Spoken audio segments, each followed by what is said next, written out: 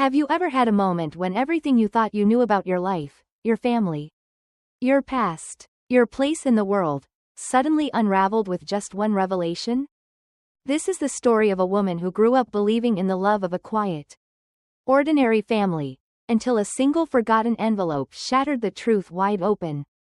What she discovered wasn't just that she had been adopted, but why her identity had been hidden, and the painful truth behind it would change everything. Through 7 heartfelt chapters, we'll walk with her through childhood memories, fractured trust, and the haunting search for answers no one wanted to give. It's a story about belonging, betrayal, and the strength it takes to redefine what family really means. If stories like these touch your heart, if you believe in uncovering the past to heal the future, please take a moment to subscribe to Their Family Stories. Each week, we bring you deeply personal journeys told with care, warmth, and honesty. Your support helps us continue sharing the stories that too often go unheard. Now, take a deep breath and step into part 1. My name is Emily. I grew up in a little yellow house with white shutters and a porch swing that creaked in the wind. It sat at the end of a sleepy cul-de-sac in upstate New York, the kind of place where the mailman knew your dog's name, and no one locked their front doors after 6 p.m. To the outside world, mine was a quiet, uneventful childhood. To me, it was everything. My dad, William, was a high school history teacher who smelled like old books and coffee. My mom, Diane, worked part-time at the local library and hummed soft lullabies while folding laundry. Our life was stitched together with gentle routines, Sunday pancakes, rainy day puzzles, bedtime stories read in the same warm voice night after night. I never had a reason to ask questions. Never had a reason to wonder why some of the pieces of me didn't quite match the picture frame we lived in. But looking back now, I realize there were signs. There were the doctor's appointments where mom would hesitate when asked about family medical history. The way strangers sometimes tilted their heads and said, "She's got such different features from you, Diane," and the awkward, too quick laughter that followed. Or how there were no baby photos of me younger than 1 year old, just a thick white envelope tucked behind a stack of books in my parents' bedroom closet. Always just out of reach. I never touched that envelope. Until the day everything changed. I had just turned 26.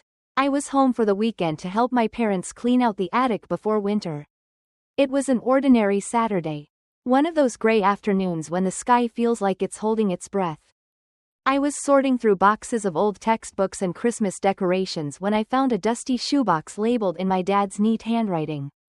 Emily, hospital papers. I paused. I wasn't sick as a child, not that I remembered. I opened the box slowly, careful not to rip the fragile paper inside. On top was an old manila envelope, yellowed at the edges, sealed with a small piece of tape. I peeled it open. Inside were 2 documents. The first was a birth certificate. But not the one I remembered. It listed my birth date and my first name, Emily, but the last name was different. The mother's name wasn't Diane. The father's name was left blank. My hands trembled as I turned the page. The second document was an adoption decree, dated a little over a year after the birth certificate. I sat back, stunned. The attic felt suddenly too quiet. Too cold. I was adopted. And for 26 years, no one had said a word. I sat alone in the attic for what felt like hours. Maybe it was only minutes. But time stretches strangely when your world shifts beneath you. The air was thick with dust. And yet I could hardly breathe, not because of the boxes or the insulation, but because I was drowning in questions I wasn't ready to ask. Why didn't they tell me? Why hide something so fundamental, so defining? I came down the attic ladder with the envelope clutched tightly in my hands. My legs felt numb, like they weren't entirely mine. The sounds of home, the soft clinking of dishes, my dad's voice humming a Sinatra tune in the kitchen, suddenly felt foreign. Like echoes from a life I was no longer living. I stood in the doorway and watched my mom dry a mug with a towel. Her back turned. "Mom," I said. Just one word, but she froze. I saw it in her shoulders first, the way they tensed. She turned slowly and met my eyes. And then she saw the envelope. Her face fell. She didn't even try to pretend. Didn't say, What's that? Or why are you upset? She just whispered. You weren't supposed to find that. That one sentence hurt more than any confession ever could. So it's true? I asked, my voice shaking. I was adopted? She glanced down, then nodded. I heard my father's footsteps enter the room behind me. Silence fell over us like fog. Dad sat down at the table, rubbing his forehead with both hands. We always meant to tell you, he said, his voice quiet, heavy. We just didn't know when. And then time passed, and it got harder. I was angry, but more than that, I was hurt. It wasn't just that they had kept a secret. It was that they had made a choice. Every single day, not to tell me who I really was. Every birthday, every scraped knee, every time I asked about where I came from, they had built a version of the truth they could live with. But could I? Who are my birth parents? I asked. My throat was dry. My mom sat down across from me. She looked older in that moment. Fragile. We don't know much, she said. Your file was closed. All we were told was that your birth mother was young. And that she made the decision out of love. Out of love. I didn't know how to feel about that phrase. It sounded too neat, too rehearsed, like something they'd told themselves to soften the edges. Why not tell me sooner? I asked again, quieter this time. My dad looked at me, eyes tired. We were afraid we'd lose you. That you'd stop seeing us as your real parents. But lying didn't protect anything. I said, it just broke something you can't fix with silence. They both looked away. I stood up, gripping the envelope to my chest.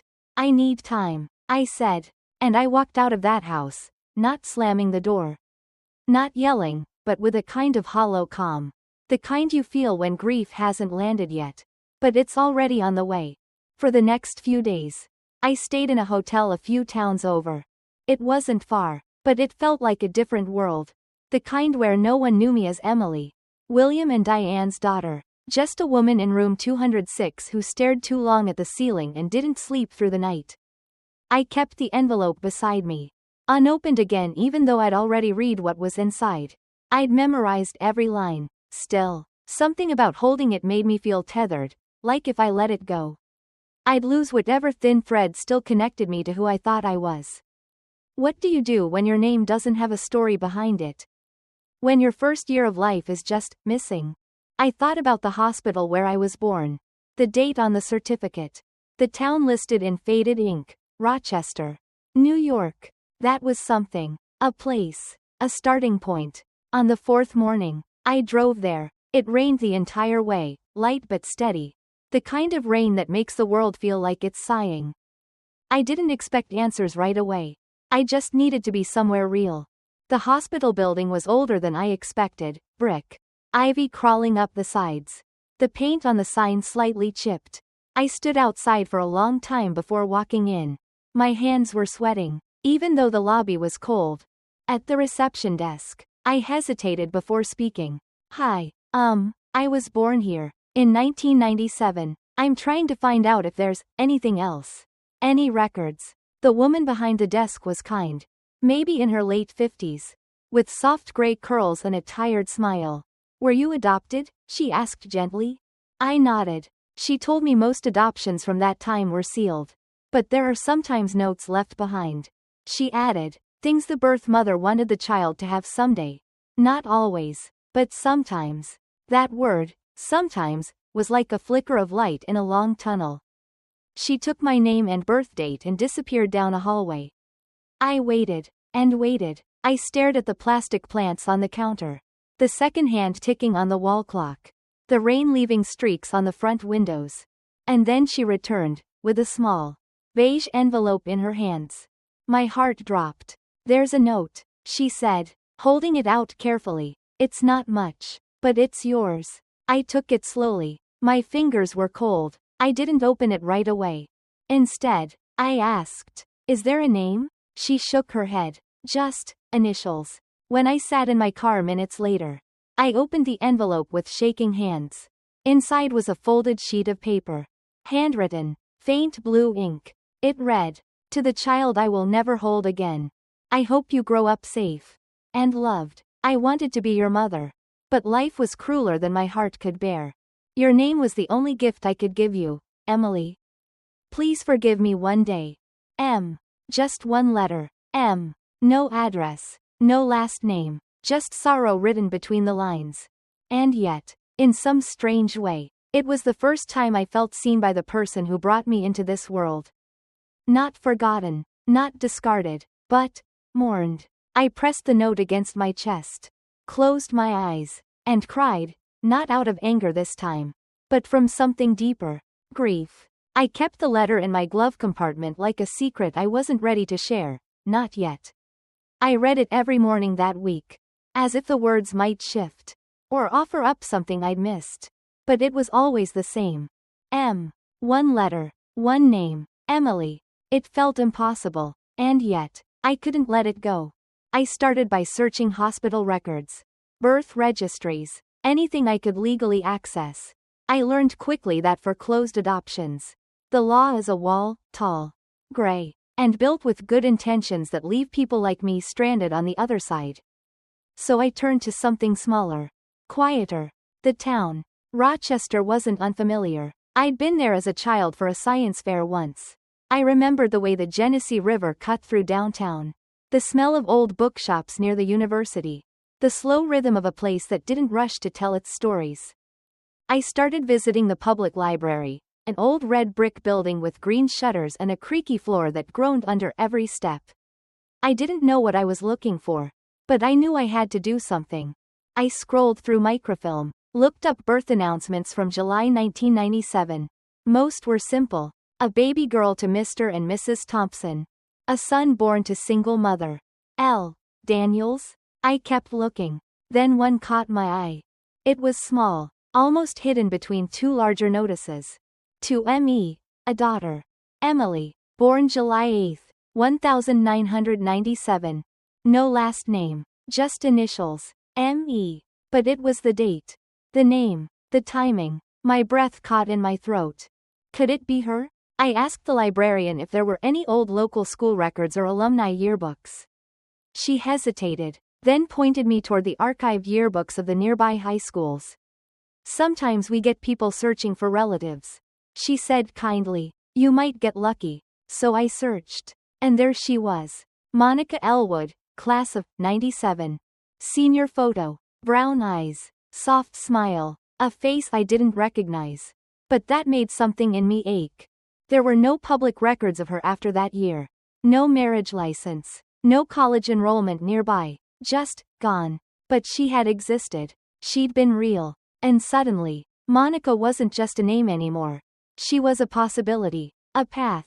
A presence I could almost feel in the spaces between what was said and what had been silenced. That night, I drove back to my hotel and stared at my reflection in the bathroom mirror. For the first time, I wondered, do I look like her? Was her nose mine? Her hands? Would she recognize me if we passed on the street? I didn't know. But I knew this. I wasn't going to stop now. It's a strange thing, chasing a ghost who once lived in the same era as you. She had sat in classrooms, eaten in the same diners, walked these same sidewalks. But now, Monica Elwood was just a fading name in an old yearbook and a quiet line in a birth announcement. I didn't expect much when I walked into the coffee shop across from the high school she had attended. It was an old place, brick walls, chipped mugs, the kind of spot where the staff didn't ask your name because they already knew it. I showed the barista the yearbook photo on my phone.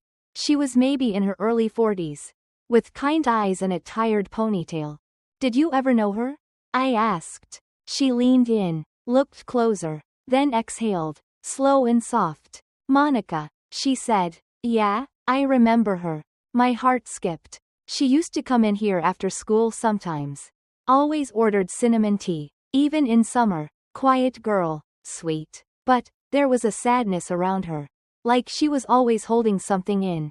I swallowed hard. Do you know where she is now? The woman shook her head. No one's seen her in years. She left town fast after graduation. Rumors were she got pregnant senior year. Family didn't take it well. Next thing we knew, she was just gone. The room felt suddenly smaller. Did she have any close friends?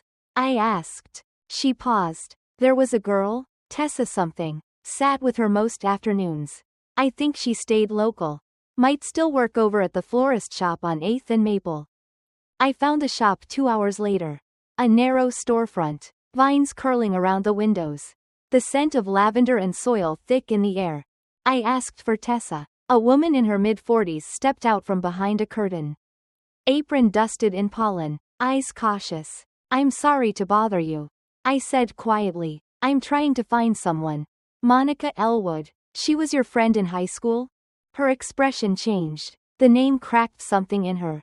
"I haven't heard that name in a long time," she said. I hesitated, then added, "I think she might be my birth mother." Tessa blinked, slowly sat down on a wooden bench near a row of potted daisies. "My God," she whispered. "Emily?" I froze. "You know my name?" Tessa nodded, tears welling. "She used to talk about you. After she left, she wrote to me once. Just once. Said she named you Emily because it sounded soft. Safe. Said she hoped you'd grow up never needing to know her, because that would mean your life was good." My throat tightened. She was in a bad place back then. Tessa continued. Her parents were strict, proud. When they found out she was pregnant, they cut her off, sent her to live with an aunt in Buffalo until she gave birth. Monica never got to hold you. They took you away the moment you were born. I sat down next to her. The room spinning. "She wanted you," Tessa said. "She just didn't have a choice." I had spent so long imagining I was unwanted, forgotten, but now, in this flower-scented room, I heard the truth. She had loved me, even from a distance, even in silence, and that love had never left the room I was born in. For days, I couldn't sleep. Tessa had given me more than I ever thought I'd find: memories, words, proof that Monica hadn't just let me go, but had been forced to. And still, after all that, I felt frozen in place. Because the next step wasn't about searching anymore. It was about asking, "Do you want to see me? Do I have a place in your life now?" What if the answer was no? I kept Monica's name written in my notebook, over and over again, as if the repetition might steady my hand. Monica Elwood. Sometimes I wrote my name beside it. Emily Elwood? I wasn't trying to take anything, I just wanted to understand who I came from. Tessa had one last gift for me before I left her shop. She said it quietly, with hesitation. She wrote once from a small town in Vermont. It was years ago, but I remember the name. Bennington. That was all I needed. I took 2 days off work, packed a bag, filled the tank, and drove through the winding mountain roads of New England. The trees were just beginning to turn, their leaves golden and red. Like the world was holding its breath before letting go. Bennington was small, quiet. I asked around gently, carefully. Most people didn't recognize the name. But one older librarian at the town's archive paused when I showed her Monica's yearbook photo. "She used to come in here," she said, pointing to a far corner. "Sat right there, always reading, wore a long scarf, even in summer. Said she liked the weight of it." It took another half-day before I found a property record under the name Monica E. Harper, different last name. But the middle initial matched. It was a cabin, just outside town, near the woods. My heart pounded as I drove up the gravel path. The house was modest, with chipped paint and a porch swing that moved slowly in the wind. I sat in the car for a long time, gripping the wheel like it might anchor me to the present. What if she didn't recognize me? What if she opened the door and saw a stranger? What if she didn't open the door at all? But I didn't drive all this way to turn back. I stepped out, walked slowly. My boots crunched the leaves. I climbed the 3 steps up to her porch and stood there. Palms sweaty, heart thundering. And then, I knocked. It was quiet. Then footsteps. Then the door opened. And there she was. She looked older than her photo, of course she did. But her eyes were the same. Brown, gentle, tired. She stared at me. And for a moment, her face was unreadable. "Hi," I said, my voice barely above a whisper. I think you're my mother." She blinked. Her hand went to the doorframe like she needed it to stay standing. Then, her lips parted. Just one word. "Emily?" The way she said it, it was like saying a name she'd been afraid to speak for decades. I nodded. She began to cry, silently at first, then with small, trembling sobs that broke something in me wide open. I thought I'd never see you, she whispered. I didn't know if I even had the right. And before I could stop myself, I stepped forward, and she did too, and then we were in each other's arms. Not strangers, not quite mother and daughter, but something in between. A beginning. The cabin was quiet, filled with soft afternoon light and the scent of old wood and jasmine tea. Monica sat across from me at the small kitchen table, her hands wrapped around a mug that had gone cold. Neither of us had touched our tea. There was too much between us to drink anything. I've dreamed of this moment, she said softly, but now that it's here, I'm terrified. I nodded. Me too. There was a long pause. The kind that only happens between two people who are afraid to break something fragile.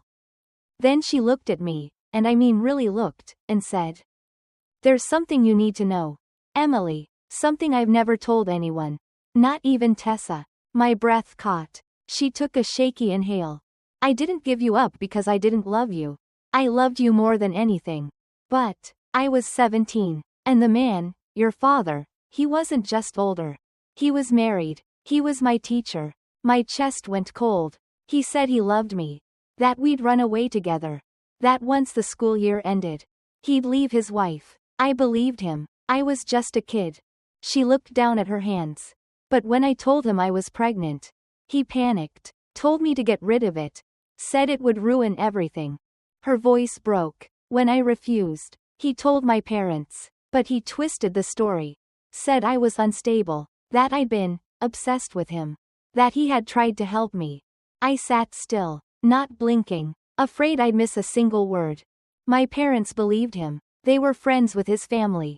Church people. They told me I had brought shame on all of us. That I had to disappear until it was over. They sent me away to Buffalo. Took my phone. Forbade me from using my real name at the clinic. She wiped her eyes, trembling. They never let me see you. I begged. I screamed. But the adoption was already arranged. And after that, I didn't know how to come back from it. She finally looked at me. I carried that shame like a second skin. Emily, I thought if you ever found out, you'd hate me, that you'd think I was weak. Or worse, that I didn't want you. Tears streamed down my face. I reached across the table and took her hand. You were 17, I whispered, and scared. You didn't abandon me, you were abandoned too. She nodded, crying silently. We sat like that for a long time, mother and daughter. Finally unhidden, surrounded by the echoes of everything we never got to say before. Later, we stood outside. The wind had picked up. The trees whispered like they knew a chapter had closed. I asked, "Why did you choose the name Emily?" She smiled, faintly, because it sounded like morning. Like something new. We stood there for a while, watching the sky change. She didn't ask if I'd stay. I didn't promise anything yet.